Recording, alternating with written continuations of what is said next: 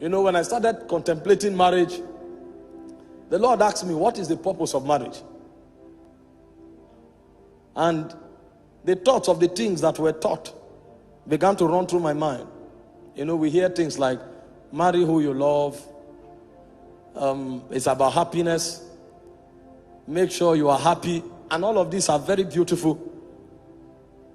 But the Lord said to me, he said, does marriage sit on these things? Because you can be happy with somebody that is not going in the direction of your destiny, if you have not found your destiny. Because the things that make men happy are strange. The things that make men happy, they are strange. And God began to give me some secret things that I've never heard preached anywhere. You know, he told me the first purpose of marriage is to give you the privilege to be conformed to the image of God. He said that is why you will not find who you want to marry on the street. You will walk on that person. You will cultivate that person.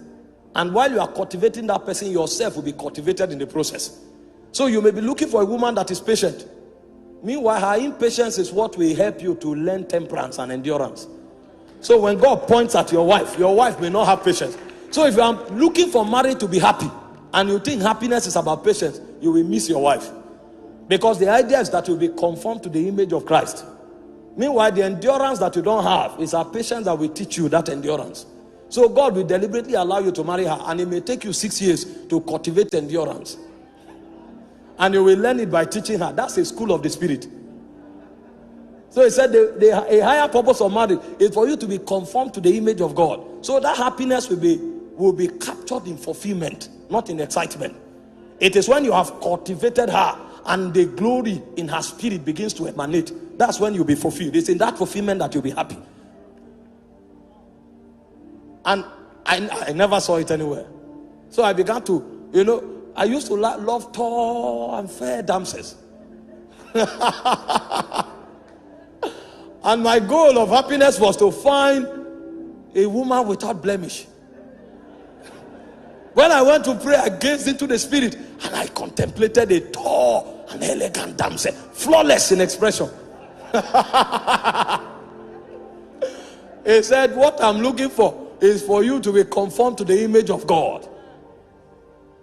So it changed my paradigm. So when the purpose of a thing is not known, the abuse is inevitable. He told me the second purpose of marriage is to preserve divine heritage. He said the reason you could trace Jesus back to Adam is because God trapped that divine order in a bloodline. So when men hide things, they hide them in a bank. But when God hides things, he hides it in men. So the choices of marriage is to help transfer eternal ordinations from one generation to another. So it is God's way of hiding dimensions of the spirit. So God will prefer you marry someone with a godly heritage than to marry a diva. Because God is trapping an ordination. And only in such vessels can eternal ordination be captured. I said, wow. I was not ready to marry. If I married 5 years ago, my wife would have been a goddess.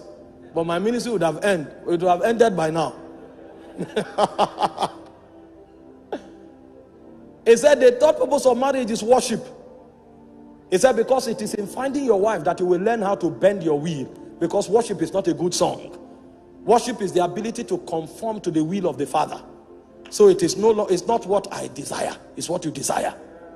Not my will, but thine. And he said it's a marriage that you will discover that. I said, wow.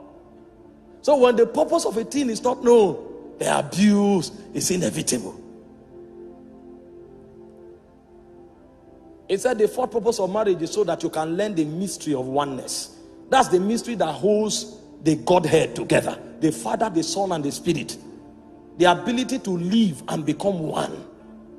And that was why he said, for the woman, love is submission. And they say, for the man, love is sacrifice. So everything the woman has, she relinquishes it. And it looks as if she's vulnerable. And then everything the man has, he commands the man to lavish it on the woman. So at the end of the day, nobody owns nothing. And as they grow on that corridor, a point comes, the woman is lost in the man and the man is lost in the woman. So the mystery of divinity can be manifested in their home. So when you step into their family become heaven on earth, because God dwells there. You know, when you come on the altar, you can coordinate yourself. You can't do that with your wife. Your wife knows you. So when you are trying to act wise, they will say, this man is a hypocrite. I know. And when you look at the face of the woman, you can tell who that man is. When oneness is achieved, alignment is achieved. So that man, his communication frequency with his wife will become heightened. When he looks at that woman, he is saying much more than words can never articulate. That's a mystery. It's only in the Godhead that you find such mystery. That the Son can be on earth. He knows what the Father is doing in heaven. It's oneness. He said the fifth purpose is priesthood. He said, when the purpose of a thing is not known, abuse is inevitable.